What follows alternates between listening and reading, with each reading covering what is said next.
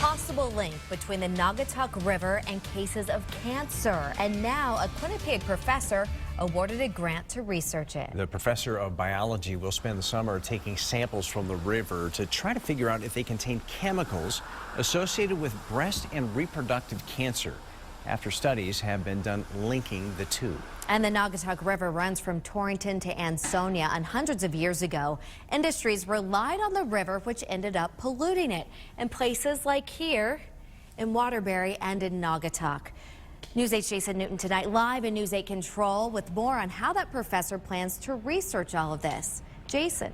And well, thanks to a grant from the Connecticut Community Foundation of Waterbury worth about $8,000, this could just be the start of some significant research for an old industrial valley.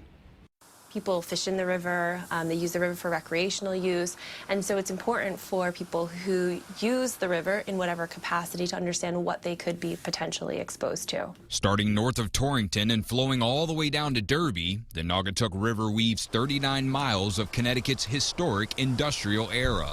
Quinnipiac biology professor Courtney McGinnis wants to know if there's a link between that industrial past lining the river and a cluster of reproductive cancer cases found throughout the Naugatuck Valley.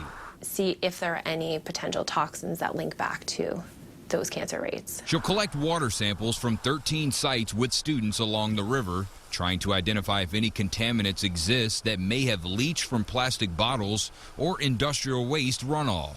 They'll match anything found with the library of known cancer-causing chemicals. Initially just identifying if there are pollutants, if those pollutants are endocrine disruptors, and then if there's any literature that links those potential pollutants to cancer rates.